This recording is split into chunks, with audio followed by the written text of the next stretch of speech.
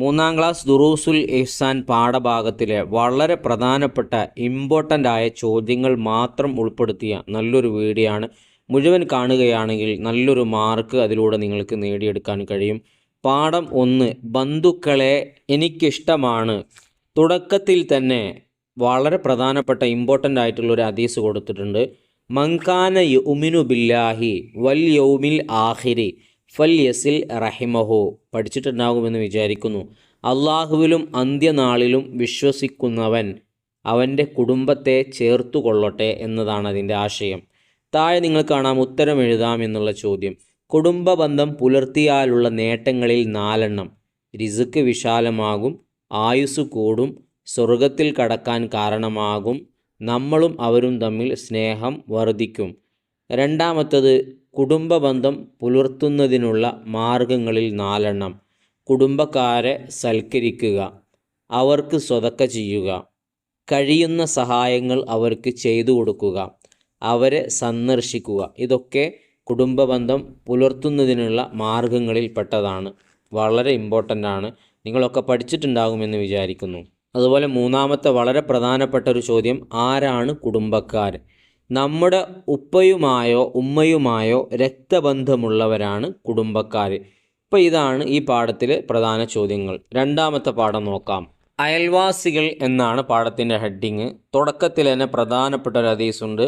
ലൈസൽ മുഅ്മിനുല്ലദീ യശ്ബഉ വജാറുഹു ജാഇഉൻ ഇലാ ജംബിഹി. അയൽവാസി പട്ടിണി കിടക്കുമ്പോൾ വയറ് നിറച്ച് ഉണ്ണുന്നവൻ പൂർണ്ണ വിശ്വാസി അല്ല എന്ന് നബി സല്ലല്ലാഹു അലൈഹി വസല്ലമ പറഞ്ഞിരിക്കുന്നു. പിന്നെ ഉത്തരം എഴുതാം എന്നുള്ളതിൽ ആരാണ് നമ്മുടെ അയൽവാസികൾ? ഇമ്പോർട്ടൻ്റ് ആയ ചോദ്യമാണ്. നമ്മുടെ വീടിൻ്റെ ഓരോ ഭാഗത്തുമുള്ള 40 വീടുകളിലുള്ളവരാണ് നമ്മുടെ അയൽവാസികൾ. 2, അയൽവാസികളോട് കാണിക്കേണ്ട കടമകളിൽ 4 എഴുതാൻ പറഞ്ഞിട്ടുള്ളത്. അവരെ വേദനിപ്പിക്കാതിരിക്കുക, അവർ നമ്മെ വേദനിപ്പിച്ചാൽ നാം പൊറുക്കുക, അവരെ ബഹുമാനിക്കുക, അവർക്ക് ഗുണം ചെയ്യുക. ഇതൊക്കെയാണ് അയൽവാസികളോട് നമ്മൾ കാണിക്കേണ്ട കടമകൾ. മൂന്നാമത്തെ ചോദ്യം, അബ്ദുല്ലാഹിബ്നുൽ മുബാറക് റളിയല്ലാഹുവിൻ്റെ ജൂതനായ അയൽവാസി തൻ്റെ വീട് വിൽപ്പനയ്ക്ക് വെക്കാനുണ്ടായ കാരണം എന്ത്? സാമ്പത്തിക പ്രയാസം കാരണം. നാലാമത്തത്, വീടിന് 1000 നാണയമാണ് വിലയെന്നും 2000 അധികമാണെന്നും കച്ചവടക്കാർ പറഞ്ഞപ്പോൾ എന്തായിരുന്നു അദ്ദേഹം മറുപടി പറഞ്ഞത്? നിങ്ങൾ പറഞ്ഞത് ശരിയാണ്, വീടിൻ്റെ വില 1000 നാണയമാണ്. 1000 നാണയം എൻ്റെ നല്ല അയൽപക്കത്തിനുള്ള വിലയാണ് എന്ന് പറഞ്ഞു. അടുത്ത മൂന്നാമത്തെ പാഠത്തിലേക്ക് വരുമ്പോൾ, വിരുന്നൂട്ടൽ എന്ന പാഠത്തിൽ തുടക്കത്തിൽ മൻകാന യുമിനു ബില്ലാഹി വല്യൗമിൽ ആഖിരി ഫൽ യുക്രിം ലൈഫഹു. ആരെങ്കിലും അള്ളാഹുവിലും അന്ത്യദിനത്തിലും വിശ്വസിക്കുന്ന പക്ഷം അവൻ തൻ്റെ അതിഥിയെ ബഹുമാനിക്കട്ടെ എന്ന വളരെ പ്രധാനപ്പെട്ട ഹദീസ് കൊടുത്തിട്ടുണ്ട്. ഇതെല്ലാവരും അറബിയും മലയാളവും കാണാതെ പഠിക്കുക. ഇനി ഉത്തരം എഴുതാം എന്നുള്ളതിലേക്ക് വരുമ്പോൾ, അതിഥിയോട് കാണിക്കേണ്ട മര്യാദകളിൽ നിന്ന് 3 എഴുതുക എന്ന് ചോദിച്ചിട്ടുണ്ട്. ഒന്നാമത്തത്, പ്രസന്ന ഭാവത്തോടുകൂടി വിരുന്നുകാരെ സ്വീകരിക്കണം, അവരുടെ സുഖവിവരങ്ങൾ അന്വേഷിക്കണം. 3, അവർക്ക് ഇഷ്ടപ്പെട്ട ഭക്ഷണപാനീയങ്ങൾ ഒരുക്കി കൊടുക്കണം, വിരുന്നുകാരോടൊപ്പം ഭക്ഷണം കഴിക്കണം, അവർ മടങ്ങുമ്പോൾ വീട്ടുപടിക്കൽ വരെ കൊണ്ടുപോകണം. ഇനി രണ്ടാമത്തത്, അതിഥി ശ്രദ്ധിക്കേണ്ട കാര്യങ്ങളിൽ നിന്ന് 2 എഴുതാം. വിരുന്ന് എത്തിയ ആളുകൾ ശ്രദ്ധിക്കേണ്ട കാര്യങ്ങൾ, ഇതും വളരെ പ്രധാനപ്പെട്ടതാണ്. 1, വീട്ടുകാർ നിർദ്ദേശിക്കുന്ന സ്ഥലം തന്നെ വിരുന്നുകാർ ഇരിക്കാനും കിടക്കാനും ഉപയോഗപ്പെടുത്തണം. അവർ കാണിച്ചു തരുന്ന സ്ഥലത്ത് തന്നെ ഉപയോഗപ്പെടുത്തുക.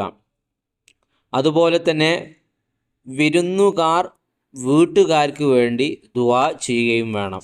ഇനി നാലാമത്തെ പാഠം, അദബ് വേണം ഭോജനത്തിലും എന്നതാണ്. തുടക്കത്തിൽ നിങ്ങൾക്ക് കാണാം, അൽഹംദുലില്ലാഹില്ലദീ അത്അമനി ഹാദാ വറസഖനി മിൻ ഗൈരി ഹൗലിൻ മിന്നി വലാ ഖുവ. ഭക്ഷണം കഴിച്ച ശേഷം ചൊല്ലുന്ന ദിക്റാണ്. എൻ്റെ ഭാഗത്തു നിന്നുള്ള കഴിവും ചലനവും കൂടാതെ ഇതിനെ എനിക്ക് നൽകുകയും ഭക്ഷിപ്പിക്കുകയും ചെയ്ത അള്ളാഹുവിനാണ് സർവസ്തുതിയും. ഇതൊരു പ്രധാനപ്പെട്ട ദിക്റാണ്. അതിൻ്റെ അർത്ഥവും ആശയവും പഠിച്ചു വെക്കുക. തെദ്രീബാത്തിലേക്ക് വരുമ്പോൾ നിങ്ങൾക്ക് കാണാം, ഉത്തരം എഴുതാം. എന്തിനാണ് നാം ഭക്ഷണം കഴിക്കുന്നത്? ഇതൊരു പ്രധാന ചോദ്യമാണല്ലോ. അള്ളാഹുവിന് ഇബാദത്ത് ചെയ്ത് ജീവിക്കാനും ശരീരത്തിൻ്റെ ആരോഗ്യത്തിനുമാണ്. രണ്ടാമത്തത്, ഭക്ഷണം കഴിച്ച ശേഷം നാം എന്തു ചൊല്ലണം? അതാണ് ഇപ്പോൾ നമ്മൾ പറഞ്ഞത്. അൽഹംദുലില്ലാഹില്ലദി അത്അമനി ഹാദ വറസഖനീഹി മിൻ ഗൈരി ഹൗലി മിന്നി വലാ ഖുവ. എഴുതുന്നത് പ്രത്യേകം ശ്രദ്ധിക്കുക. മൂന്നാമത്തെ ചോദ്യം, ഭക്ഷണം കഴിക്കുന്നതിൻ്റെ മര്യാദകളിൽ നിന്ന് 4 എഴുതുക എന്നതാണ്.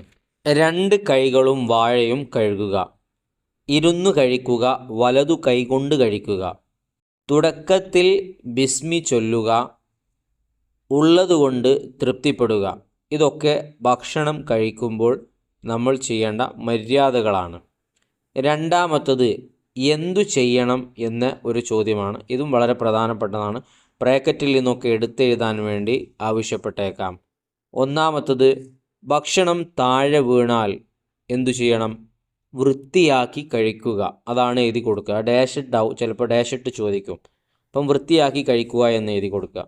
രണ്ടാമത്തത്, ഭക്ഷണം കഴിച്ചു കഴിഞ്ഞാൽ വിരലുകൾ ഊമ്പുക. 3, തുടക്കത്തിൽ ബിസ്മി മറന്നാൽ ബിസ്മില്ലാഹി അവ്വലുഹു വ ആഖിറുഹു എന്ന് ചൊല്ലണം. ഇതും പ്രധാനപ്പെട്ടതാണ്. 4 പാഠങ്ങളാണ് നമുക്ക് പഠിക്കാനുള്ളത്. 4 പാഠവും നന്നായി വായിക്കുക, പഠിക്കുക.